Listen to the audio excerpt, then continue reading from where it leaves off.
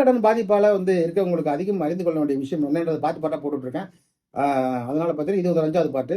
இந்த 5வது பாட்டுல பார்த்தீங்கன்னாக்கா, போன வாட்டி எது எடுத்தோம்னா, வங்கிகள் கடனால் பாதிப்பு. வங்கி கடனால் பாதிப்பு. அவசியம் கவனம் செலுத்த வேண்டிய முக்கிய அம்சம் என்ன? அப்படின்ற தலைப்பு கீழ குடுத்துருக்கோம். இந்த பாகத்துல என்ன சொல்லப் போறோம்னா, அவசியம் கவனம் செலுத்த வேண்டிய விஷயம். வங்கி கடன் வாங்கிட்டீங்க சார். உங்களால கட்ட முடியல.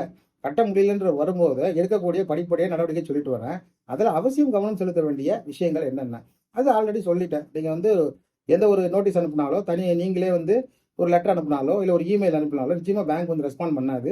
ஏன்னா, எல்லாருமே கேட்கிற கேள்வி என்னன்னா, அதுக்கு கேள்வி என்னன்னா, "எனக்கு டைம் வாங்கி குடுங்க." நீங்களே கேட்டாலும் சரி, கட்டுறதுக்கு டைம் வாங்கி குடுங்க, டைம் குடுங்கன்னு தான் கேட்கறாங்க. இந்த டைம் குடுங்கன்ற ப்ரொவிஷன் லோன்லயே கிடையாது.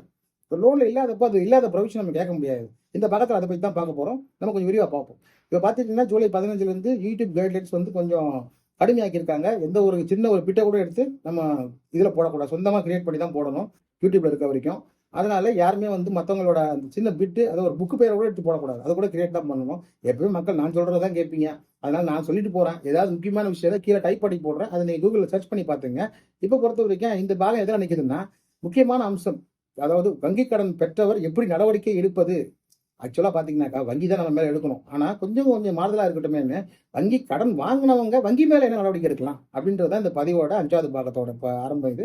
இப்போ நீங்க செலுத்த வேண்டிய முக்கியமான கவனம் என்னன்னு பார்த்தீங்கன்னா, இப்போ ஓஎஸோட இந்த கடைசி இந்த ஒரு முக்கியமான பகுதியை பொறுத்தவரைக்கும் ஆர்குமெண்ட்ஸ் வந்துரும். இப்போ ஏற்கனவே ஃபைலிங்லேருந்து பார்த்துட்டு வரோம். இப்போ ஆர்குமெண்ட்ஸ். இப்போ கலெக்ஷன் நின்னு போயிருக்கும். ஏன்னா அவங்களுக்கு ஆல்ரெடி சம்மன் போயிருக்கும். சம்மன் போட்டு வராம இருந்திருப்பாங்க. 2வது சர்வீஸ் போடுவாங்க. சர்வீஸ்ல சம்மன் போடுவாங்க. இப்பவும் வரல. இப்போ வராத கட்டத்துல அவங்க என்ன பண்ணுவாங்கன்னா, அடுத்து மூவ் பண்ணுவாங்க. இப்போ நம்ம என்ன கேட்கணும்னா, எக்ஸ் பார்ட்டி ஆர்டரா கேட்கலாம். இல்ல சில பேர் என்ன பண்ணுவாங்கன்னா, கொஞ்ச நாள் கழிச்சு யாரும் வரலன்னாக்கா, அத நாட் பிரஸ் பண்ணிப்பாங்க. நாட் பிரஸ்ங்கிறது வழக்க திரும்ப வாங்கிக்கிறது. இப்ப வழக்க திரும்ப வாங்கிட்டீங்கன்னாக்கா, அதே கோட்ல திருப்பி போட முடியாது. நீங்க போட்டீங்க, நீங்களும் திருப்பி வாங்கிட்டு போனீங்க. டிஃபால்ட் ஸ்டேஜ்ல விட்டுருவாங்க சில வழக்கறிஞர்கள். அப்படி இருக்கக்கூடாது. அதனால இதுக்கு பெண்டிங்ல வைக்கணும். வழக்க பெண்டிங்லயே வைக்கணும். அது அப்படி வச்சா தான் உங்களுக்கு நம்ம ஆர்பிட்ரேஷன் அப்படி எடுக்கும்போது கொஞ்சம் வசதியா இருக்கும். எதுக்காக அதெல்லாம் சொல்றோம்னா, எதுவுமே கொஞ்சம் டீப்பா போய் நம்ம வங்கி கடனை பத்தி சொல்லிக்கிட்டு இருக்கோம். நிறைய பேர் மேலோட்டமா சொல்லுவாங்க. அவங்க பண்ணக்கூடாது, சட்டப்படி புடிச்சு குடுங்க போலீஸ். நம்ம அதுக்கு கூட ஒரு பக்கம் மேல போயிட்டு அதெல்லாம் சொல்லி முடிச்சுட்டோம். இப்போ அலட்சியமாவே திருப்பி அடைச்சிட்டு இருக்கக்கூடாது. இப்போ வங்கி கடன் பெற்றவங்க நெக்ஸ்ட் ஸ்டெப்ல என்னென்ன பண்றதுன்றத சொல்லிட்டு இருக்கோம். அது எவ்வளவு பெரிய கடனா இருந்தாலும் பரவாயில்ல. ஈவன் ரூ. 1,00,000 கடன்ல இருந்து 50 கோடி கடன் வரைக்கும் ப்ராசஸ் ஒண்ணுதான்.